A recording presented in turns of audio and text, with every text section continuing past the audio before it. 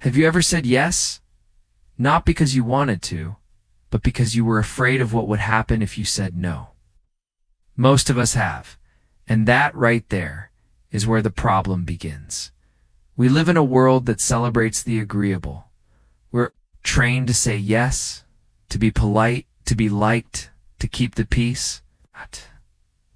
But in the process, we forget something vital. You don't need a reason. You don't need an excuse. You don't need to explain. No is a complete sentence. But somewhere along the line, we unlearned that. We were taught to feel guilty for protecting our time, ashamed for choosing ourselves, afraid of disappointing others, even when saying yes meant betraying our own values, our energy, and our sanity. The Stoics, they would have seen it clearly, because a life without boundaries is a life without direction. If you say yes to everything, you end up committed to nothing, not even yourself. And the person who cannot say no slowly disappears. Not all at once, not dramatically, but quietly in the margins, in the moments you didn't speak up, in the decisions you didn't really want, in the time you gave away without meaning to. This episode is about reclaiming that lost power, the art, and the discipline of refusal, not as rebellion, not as rudeness, but as a sacred act of self-respect, because each time you say no to something that doesn't serve you, you make space for something that does. And in that space, your real life begins. Let's explore what it truly means in a Stoic sense to say no with clarity, with calm. It's without apology. One no is a full sentence. Most people struggle to say one of the shortest words in the English language. No, not because they don't understand what it means, but because they've been conditioned to fear what comes after it. The silence, the tension, the pressure to explain. They rush to fill that space with nervous laughter, over-explanations, and polite justifications, all of it to soften the blow of simply standing their ground. But no, when spoken with calm and clarity, isn't an act of aggression. It's an act of self-respect. We live in a culture that glorifies yes. Say yes to more work. Say yes to invitations. Say yes to demands and expectations even when they were never yours to carry. The more you say yes, the more likable you appear. But likability, when it's built on fear, becomes a prison. You become agreeable, compliant, endlessly available, and eventually invisible. The Stoics knew something we often forget. Power isn't found in pleasing everyone. It's found in setting boundaries. Epictetus taught that real freedom comes from within, from your ability to govern your own will, your own choices, your own responses. And no is one of the most direct expressions of that freedom. When you say no, you're saying, my time is mine. My energy is mine. My priorities matter. You're not being rude. You're not being difficult. You're being honest.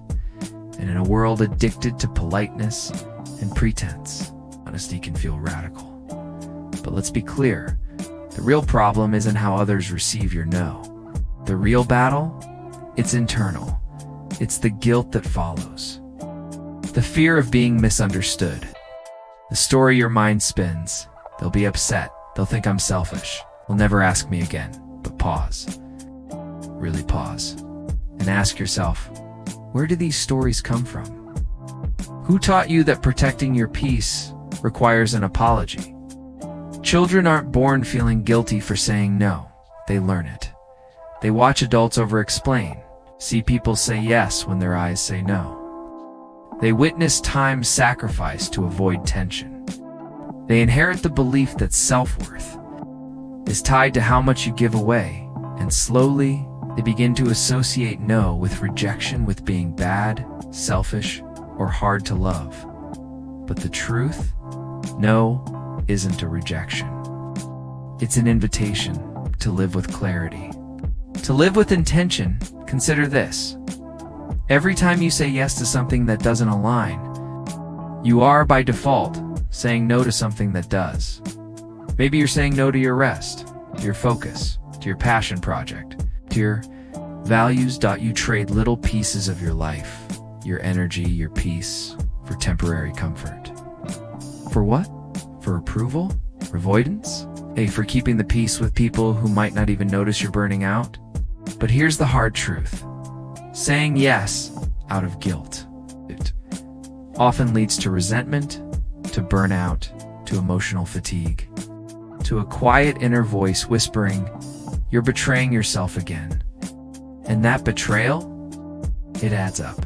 Saying no clearly, calmly, without apology is one of the most liberating skills you'll ever master, because it tells the world, I'm not here to be everything for everyone. I'm here to be true to myself. So what happens when you keep saying yes to what doesn't align? You begin to shrink. And beneath the surface, something starts to grow. Not peace, not clarity, resentment. Resentment is the tax we pay for. Emotional dishonesty. It's what builds up when you smile while you're seething, when you agree while your heart is screaming no, when you keep giving while your tank has long been empty. A Stoic doesn't fear disapproval, doesn't build his life around being liked. He builds it around being free, and that freedom includes the ability, the right to say no, not with arrogance, not with anger, but with stillness, with quiet conviction. Try it. Say no without explanation. Let it land at the silence.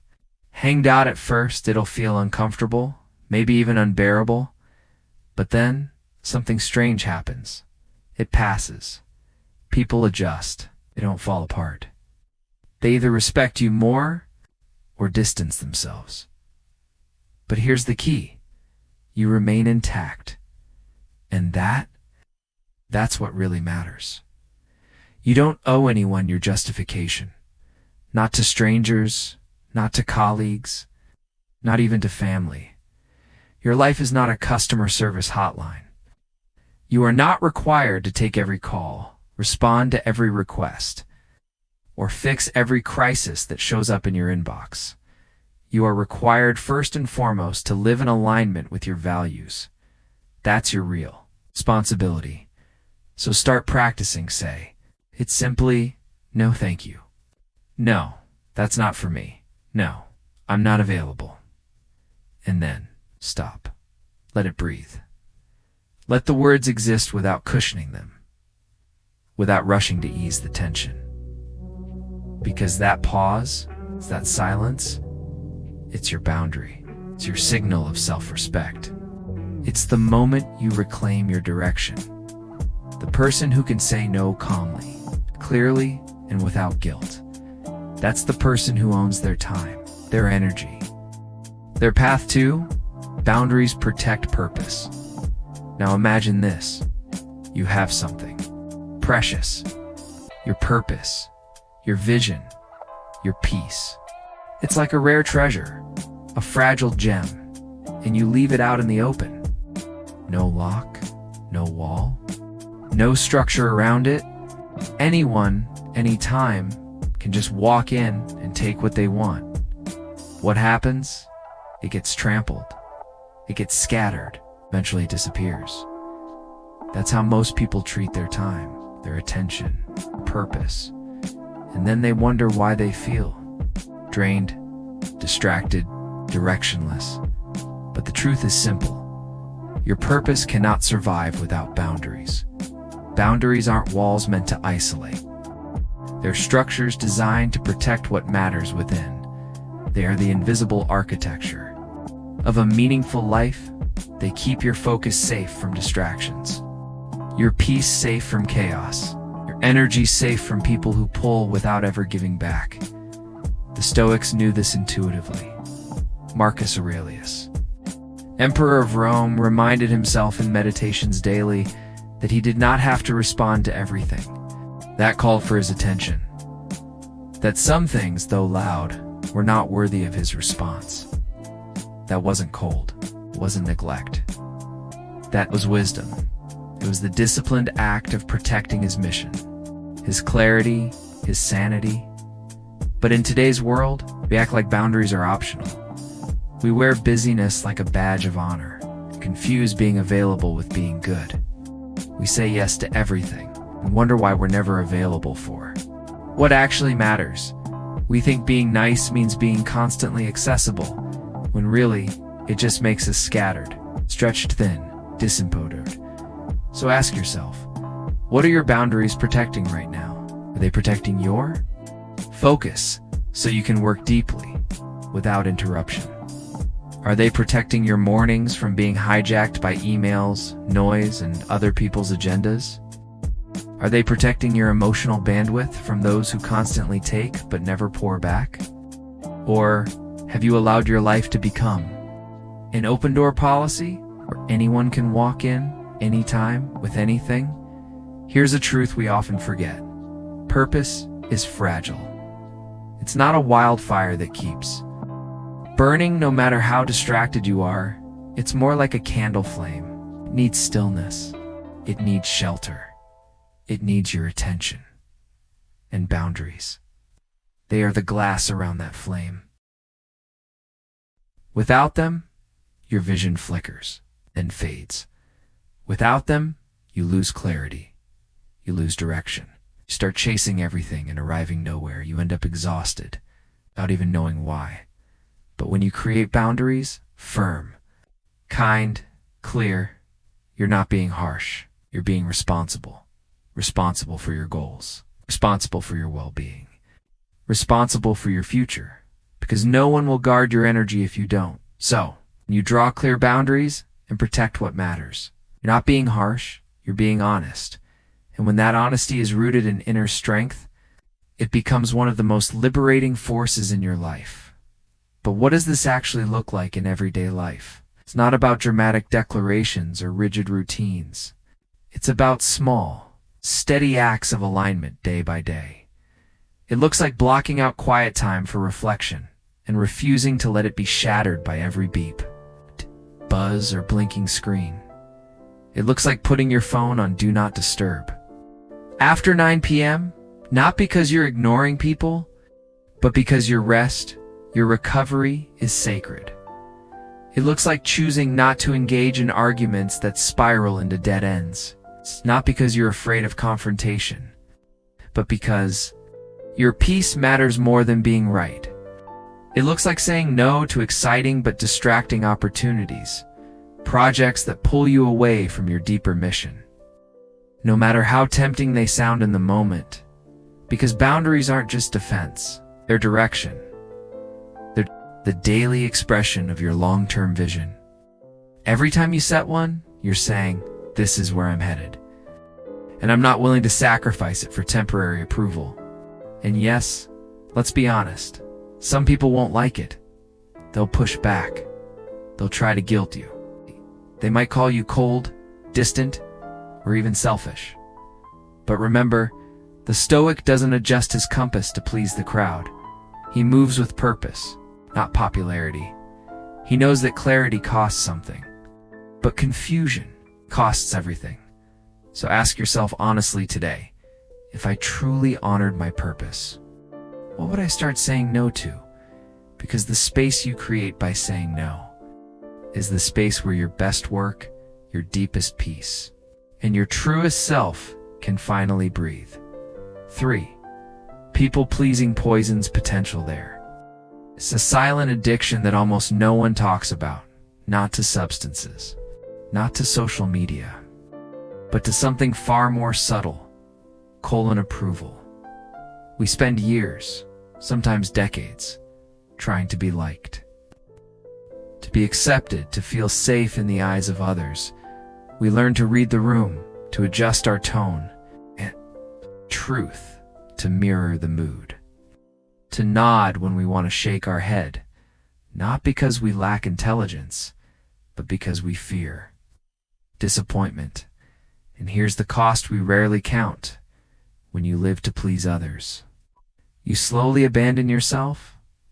The desire to be liked wears a convincing disguise. It looks like kindness. It sounds like cooperation. It even gets praised as being easygoing. But underneath that mask, it's fear. Fear of being misunderstood, fear of conflict, fear of rejection. And when fear is behind your yes, you're not acting from virtue, you're reacting from weakness. The Stoics weren't here to offend, but they didn't bend into whatever shape pleased the crowd either. They didn't trade integrity for applause.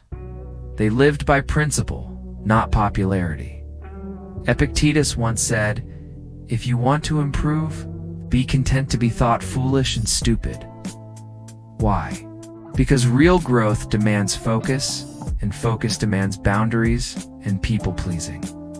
It blurs both. Think about the emotional energy it takes to constantly perform, to smile when you feel drained, say yes when everything in you is screaming, no to play along just to avoid disappointing someone else. In the moment, it may feel like you're keeping the peace, but long-term, you pay for it with resentment, with exhaustion, the slowly crumbling sense of who you are. Because every time you abandon yourself to be liked, your potential suffers in silence. You don't write the book. You don't launch the idea. You don't take the leap. You stay small, polished, safe, and hope that the applause of others will make up for the emptiness inside. But it never does. Living. To be liked is a prison, and the worst part, it has no visible bars. You can look successful, you can look friendly, you can look put together, all while your purpose is slowly suffocating under the weight of constant compliance. So how do you break free? Begin gently but firmly by telling the truth. First to yourself, then to others. You begin by acknowledging the moments you will. Said yes out of guilt. The times you stayed silent to avoid judgment, times you betrayed your values for the comfort of others, and then you stop, you pause, you realign, you begin again with integrity. When you begin telling the truth, first to yourself, then to others, something shifts. You stop shrinking for comfort, and you start standing, quietly but firmly, for alignment over approval, and choosing alignment over appeasement. Means this: you let some people misunderstand you. You allow some moments to feel awkward. You accept. That discomfort is the price of authenticity. It's not always easy, but it's always worth it, because the irony is powerful. The more you try to please everyone, the less anyone truly connects with you. Why? Because real connection isn't built on performance. It's built on honesty, raw, unfiltered, vulnerable honesty. When you stop bending just to be accepted, you make space for the people who were meant to walk beside you. People who don't need you to shrink, to be lovable. People who respect your no, honor your boundaries, and cheer for your truth, not for your compliance. Sure, people-pleasing might keep things peaceful on the surface, but beneath it, it quietly kills your potential. And let's be clear, the world doesn't need a more agreeable version of you. It needs the real you. Clear, focused, unafraid to be seen. 4. Honor your energy. Let shift to something most people overlook, but Stoics never did. Your energy, your emotional, mental, and physical energy, is not infinite. It's not free. It's not refillable on command. And yet we spend it recklessly, as if it costs nothing. We leak it into endless distractions. We drain it through unspoken resentment. We give it away to people who never once ask, "Hey, are you okay?" And over time, that quiet exhaustion becomes your baseline. You wake up tired, go through your day half present, end your night wondering, does everything feel so heavy even when nothing bad happened? Here's the answer. What you honor, you protect. And what you protect, you strengthen.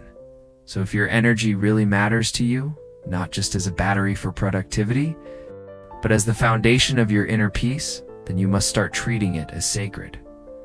The Stoics taught that we are not disturbed by events, but by our judgments about those events. And those spirals of thought, those loops of overthinking, those silent stories of stress, They consume more energy than the actual experience ever could. A 5-minute argument. It can drain you more than an 8-hour workday, a single unresolved tension. It can linger in your body for weeks, tightening your chest, clouding your mind, stealing your ability to be fully present. That's why honoring your energy is not just about taking breaks or napping more. It's about discernment, knowing what deserves your attention, knowing when to engage and when to let go, knowing that not every battle needs a warrior and not every invitation deserves a yes. Because you can't build a meaningful life if your mind is constantly agitated. You can't deepen your relationships if your nervous system is stuck in survival mode, and you definitely can't serve others if you're running on fumes. Protecting your energy isn't selfish. It's wise. It's essential. Because everything you give to the world, your kindness, your creativity, your leadership, begins with what you hold within. So ask yourself, where is your energy going lately? Are you spending hours overthinking things you can't control? Are you emotionally babysitting people who refuse to take responsibility for themselves? Are you saying yes to requests that leave you feeling irritated, depleted, or invisible? Or are you living from a place of grounded presence? A place where your yes means yes, your no means no, your peace is not negotiable. You can feel the difference. When your energy is aligned, your actions become sharp, your emotions soften, your vision clears, you stop rushing, you stop chasing. You begin acting from power, not pressure. This is what the Stoics meant by true strength, not brute force, not domination, but emotional clarity, the ability to stay rooted in storms, the discipline to walk away from chaos, maturity to say, this doesn't serve me, I don't know my energy, so set the limit. Turn off your phone, close the tab, say no without guilt. Not to shut the world out, but to let yourself in. You can't give from an empty well. That's why protecting your energy isn't selfish, it's sacred. And from that clarity comes your next power move. 5. Every yes to others.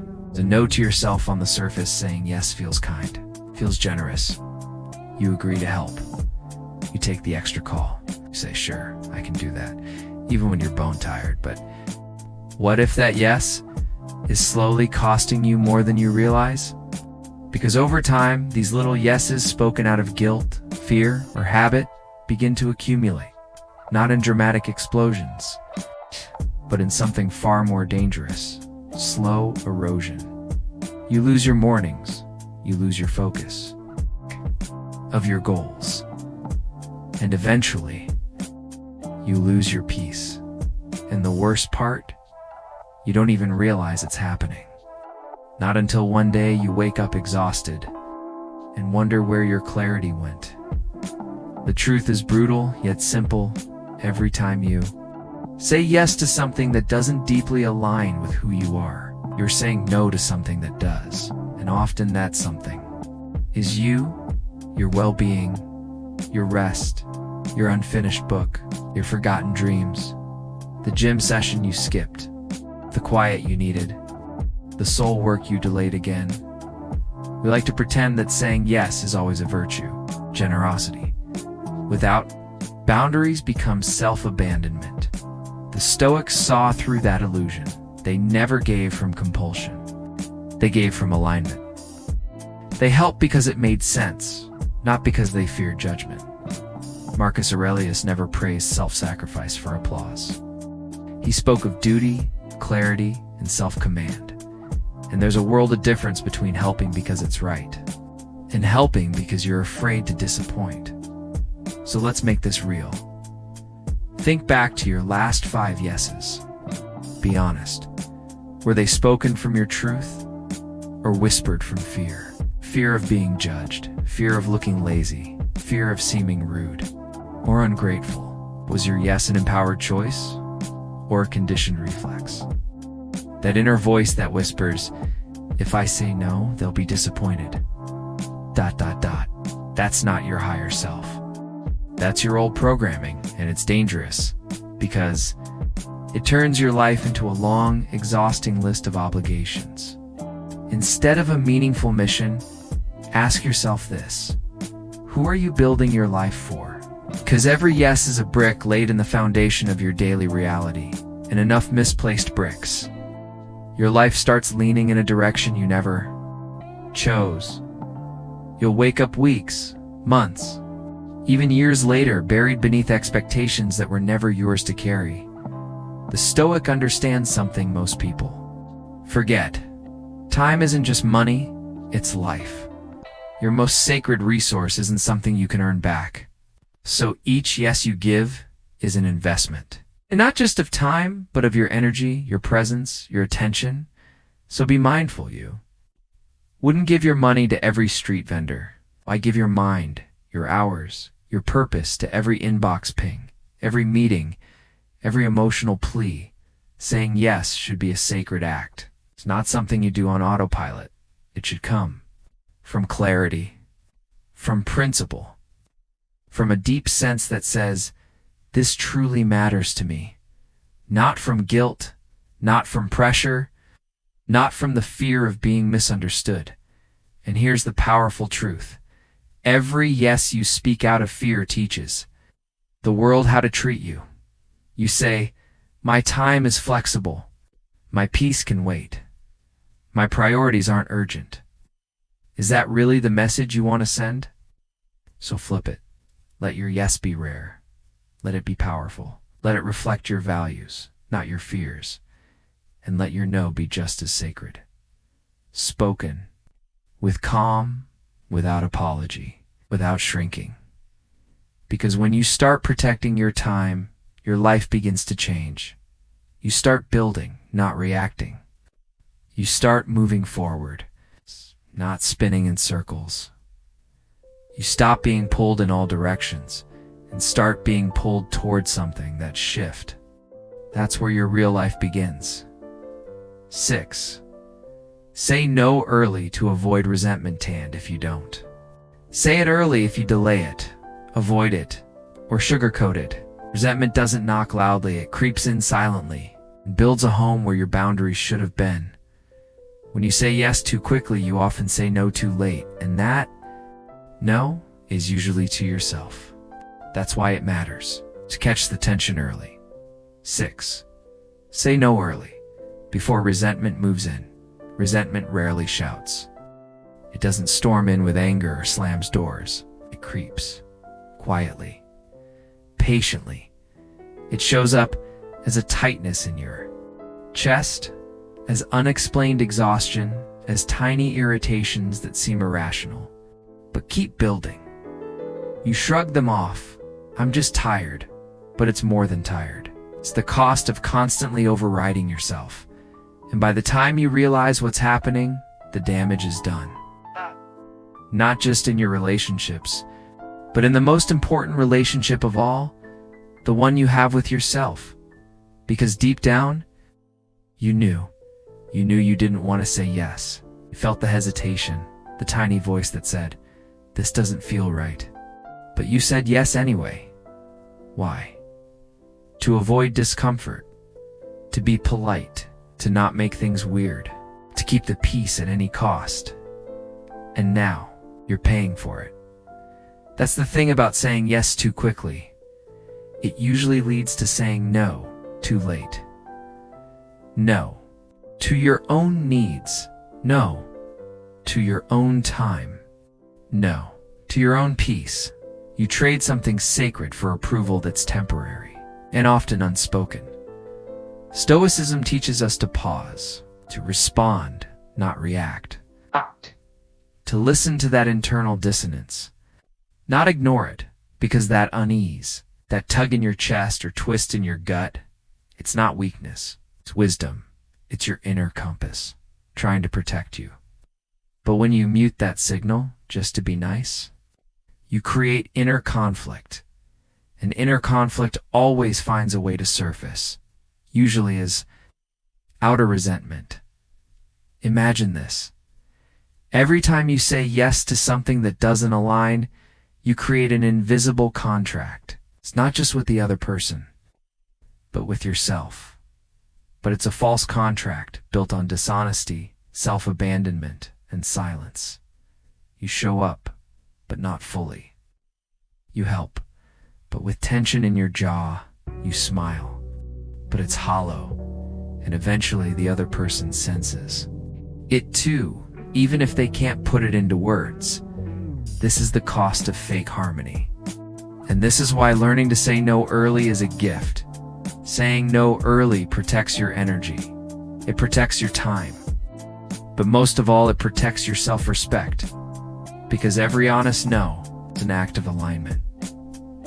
It says, I know what I need, and I'm willing to honor it even if it disappoints you. And yes, that takes courage, especially if you were raised to believe that no is rude, that no is selfish, that no will make people stop liking you. But that's a lie we've been told. The truth, no, is clarity. No is care. No is the refusal to burn yourself alive to keep others warm. And here's the paradox. The stronger your no becomes, the more powerful your yes becomes. Because now when you say yes, it comes from purpose, not pressure. From truth, not guilt. From alignment, not fear. That kind of yes, it means something. It builds real trust, not just with others, but with yourself. So how do you begin? Start small. Practice with safe people. Hey, I can't take that on right now. It's not something I'm available for. Thank you for asking, but I have to pass. Let it feel uncomfortable. Let it stretch you. Let the silence hang if it needs to. But let it be real, because fake peace always leads to real resentment. But real honesty, that builds real connection, the kind that lasts. So protect your time, protect your clarity, protect the part of you that always knows, and don't wait. Don't wait until your body is breaking down, your heart is bitter, and your mind is scattered. Say no early. Say it clearly. Say it with calm, and say it with love. Because your peace tomorrow depends on the boundaries you set today. 7. Peace requires limits, and if you think peace just happens, you're wrong. Peace is not passive.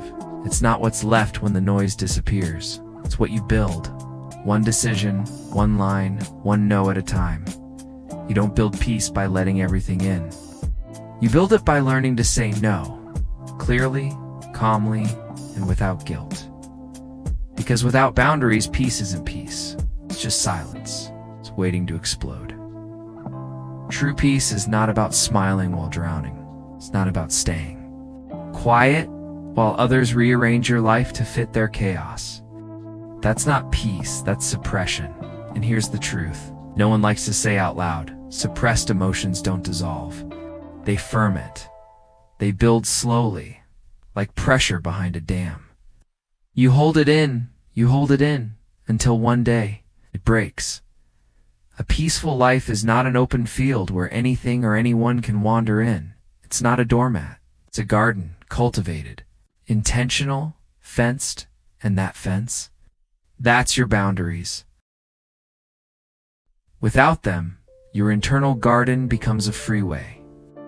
Anyone can stroll in uninvited, dump their emotional baggage, rearrange your schedule, and walk off, leaving footprints on your peace. The Stoics understood this well. They never spoke of trying to please the world. They didn't chase applause or popularity. They focused on the one realm they could truly master themselves. They ruled not others, but their own inner landscape. And one of their greatest tools for that mastery? Limits. When you say no to what drains you, you're saying yes to being fully present. When you decline chaos, you're making room for clarity. And when you enforce your boundaries, you're not pushing people away. You're preserving the space where your best self can actually show up. But here's the hard part. Not everyone will respect your limits. Some will challenge them. Some will take it personally. Some will accuse you of being distant, cold, selfish. Let them, because your job is not to be understood by everyone. It's to be aligned with yourself and the beautiful paradox. When you live your truth unapologetically, you naturally attract what's aligned and repel what's not. Think back to your most peaceful moments. Were they full of people tugging at you, pulling your attention in 10 directions, flooding your mental space with noise? Or were they quiet, intentional, structured by your own choices, not by others' demands? Peace isn't the absence of problems. It's the presence of boundaries that protect your energy while you deal with them. It's the ability to say, this is mine to carry, that is not. I can show up here, but I must step away there, and that clarity doesn't harden you. It strengthens you. It gives you wisdom, the kind that allows you to stand tall in storms without being swept away. So if you're searching for peace, don't ask how to eliminate all stress. Instead, ask this: where are your limits to porous? Where are you leaking your time, your focus, your energy? Where are you being pulled into drama that doesn't belong to you, to conversations that exhaust you, or expectations that don't reflect your values? You don't need to build cold walls around your heart. It's just doors with locks, and the wisdom to know when to open, when to close. Because peace isn't a prize waiting for you at the end of the road. It's a practice, a discipline, a commitment you make every single day. *8. Train the muscle of refusal. Saying no, for most of us, doesn't come naturally. It feels foreign, uncomfortable, even wrong. Why? Because we were raised to be agreeable, to avoid conflict, to smooth things over, to be the nice one. But here's what they never told you. Always saying yes creates quiet war inside yourself. That's why refusal isn't just a boundary. It's a muscle. And like any muscle, if you don't use it, it weakens, it withers, it fades. Eventually, you forget how to stand up for yourself. You bend in every direction just to avoid disappointing others. You agree so much, you begin to disappear. You become so agreeable, you go invisible. The Stoics never glorified self-erasure. They didn't see virtue in sacrificing your truth for other people's comfort. They believed in action, reasoned, intentional, and wise. That includes the action of declining, not with rage, not with resentment, but with calm purpose. Refusal isn't rebellion. It's direction. It's clarity. It's control. And when you train yourself to say no early, clearly, and without apology, you stop reacting to life. You start steering it, of course. Saying yes feels easier in the moment. There's no tension, no awkward silence, no fear of offending someone. But what's easy now often becomes hard later. And what's hard now, like saying no with conviction, becomes freedom later. So if you want peace, if you want clarity, focus, purpose, train the muscle, say no, not from fear, but from strength. You don't need to be loud to be strong. You just need to be clear. Because once you've learned to say no, not out of fear, but from grounded clarity, you realize the real power lies not in doing more, but in choosing less. Wisely. How to train the muscle of refusals. How do you actually train this muscle? You don't start with the heavy weights. Start small. Like with anything worth building, you begin by saying no in low-stakes situations. When the cost is minimal, when the risk is manageable. You practice in your language. You say, I'm not available for that. It doesn't work for me. Thanks for thinking of me, but I'll pass. And then you sit. You sit in the silence that follows. You sit in the discomfort. You resist the pull to over-explain or soften your boundaries with a nervous laugh. You don't scramble to fill the air. You just let your no breathe. Let it stand. Let it echo a little. Let it exist unapologetically, without embellishment, and slowly, it gets easier. You stop needing everyone to agree. You stop feeling the urge to justify your decision. You stop trading authenticity for temporary harmony. You realize something profound. People may not always like your clarity, but they will respect it more than your attempts to please, because every time you say no to something that doesn't align with you, you're simultaneously saying yes to what does. You're saying yes to your energy, yes to your peace, yes to the focus you need, yes to the vision you're building. That simple act of refusal becomes a declaration. I know what I'm creating. I know what matters. I won't dilute it for approval or comfort. It's not about being rebellious. It's about being devoted to what's true, to what's essential. You train it. You flex it. You strengthen it until it becomes part of how you move through the world. Because this muscle of refusal is what holds the entire structure of your life upright. Without it, you collapse slowly and silently under the invisible weight of everyone else's expectations. With it, you rise grounded, focused, and free. 9. No creates room for what matters, and here's the deeper truth. Every no is not just a closed door. It's also an open space. A space where your real priorities can finally breathe. Space for clarity. Space for alignment. Space for the life you actually want to live, not the one you're defaulting into. But in today's world, space is almost radical, because most people are drowning in commitments. Their calendars are full. Their inboxes overflow. Their minds even fuller. They say yes to things they don't care about. They show up where they don't belong. They give energy they don't even have. And then they wonder, why am I so tired? You're so scattered, so uninspired. It's not a mystery. When your life is cluttered with the unessential, the essential has no room to show up. That's where no comes in. No isn't just a block. It's a scalpel. It's a tool of refinement, carving away the noise so something more meaningful can grow. This isn't selfishness. This is discipline. The Stoics understood this well. They didn't stumble into meaningful lives, they designed them.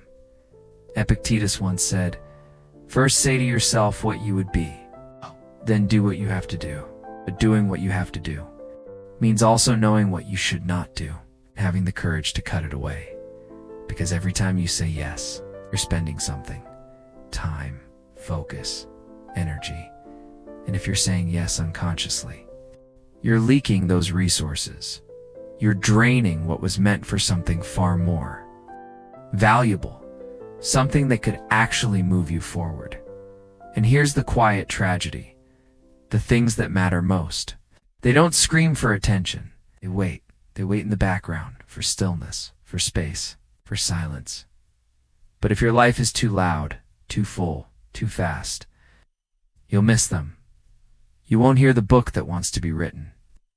You won't feel the relationship that deserves your full presence. You won't recognize the path your soul's been quietly pointing toward. That's the true power of no.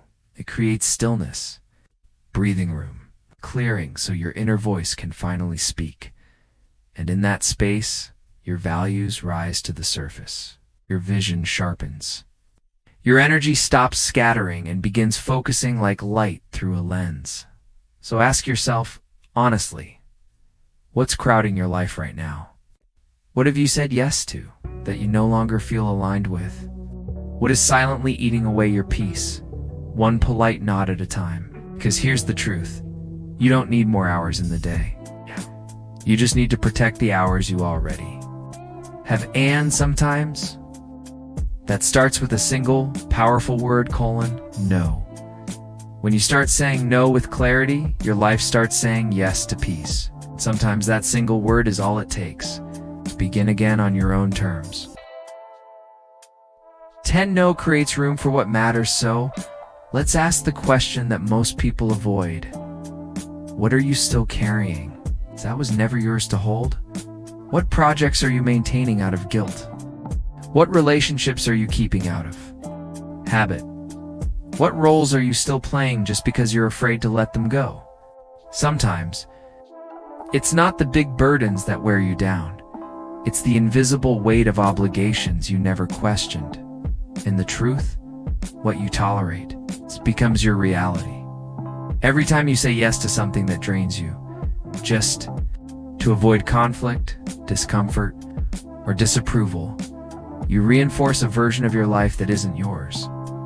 But if you want a better life, one rooted in peace, in purpose, in real power, it starts with a quiet but radical decision. I will no longer carry what isn't mine. Say no, not because you're unkind, but because you care too much to keep betraying yourself. Not to push others away, but to make space for what truly pulls you forward. This isn't rejection, it's redirection. It's choosing clarity over confusion, depth over obligation, truth over convenience. Because a life built entirely on yes is reactive. It moves wherever the wind blows. It bends to pressure, pleases out of fear, and ends up somewhere you never meant to be. But a life built on selective, intentional no's, that's a life of design. That's the life where peace, progress, and purpose finally start to meet and stay. True control isn't about the outside world. It's not about managing people, winning every argument, or getting the last word. That kind of control is an illusion, a trap that only leads to exhaustion. Because no matter how hard you try, the world will never bend perfectly to your will. But there is a kind of control that's real. It's not loud. It doesn't shout. It lives quietly, steadily within you. It's your habits, your mindset, your emotional discipline, your daily actions, especially when no one is watching. The Stoics understood this better than anyone.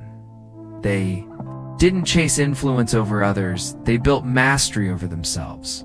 They didn't get pulled into drama or let emotion run their decisions. They turned inward. They trained their minds like athletes train their bodies, not once, occasionally, but daily, moment by moment, because they discovered something powerful. The ability to govern yourself. It's the only true freedom there is. What good is power if your emotions own you? What value is success if you crumble under pressure? What's the point of freedom if you're still a prisoner of your impulses? Self-control isn't coldness. It's not pretending you don't feel. It's not emotional shutdown. It's clarity. It's precision. It's the capacity to feel fully, but not be ruled by those feelings. It's pausing instead of reacting. Listening instead of lashing out. Resisting the urge to explain or irk safe. It's saying no to what's easy now, so you can say yes to what truly matters later. Because self-control is how you show up when the world feels chaotic, but you stay rooted. When people test your boundaries, but you don't shrink. When life throws noise at you, you return to your stillness anyway. Here's what most people get wrong about control. They think it's about domination, about outcomes, about controlling others. But the Stoic path turns that illusion inside. Out it says the world is wild, unpredictable. You cannot control it all. You shouldn't try, but you can control you. Not the reactive self, not the anxious self. Not the version shaped by yesterday's mistakes or today's fears, but the true self. The self that chooses, that observes, returns again and again to what really matters. Life doesn't reward those who chase control, it rewards you. Those who embody it from the inside out, because control is not force. It's discipline. It's the courage to pause before reacting. The strength to build habits that serve your future, not just your comfort. The wisdom to protect your peace, even when the world pulls at every edge of it. Every time you say no to distraction, every time you say yes to the long game, every time you resist what's loud for what's real, You're not just using willpower. You're forging identity. And that identity becomes your armor. It's not to fight life, but to walk through it unshaken. So walk with clarity, stand with calm, say no with courage, and live a life that reflects your deepest values, not your deepest fears. You don't need to fix everything. You don't need to carry everything. You don't need to say yes to be good. You just need to master the self. Because within you, in your boundaries, your stillness, your restraint lies the quiet power that most people search a lifetime for. Peace, purpose, and a strength that doesn't shout but lasts. If this message stirred something in you, if you're ready to reclaim your time, protect your peace, and build a life with intention, hit that subscribe button for more videos just like this. At Stoic Havenway, we don't chase chaos. We don't follow noise. We build strength from the inside out. Thanks for watching. Stay grounded. Stay focused. Stoic Havenway, your quiet power begins here.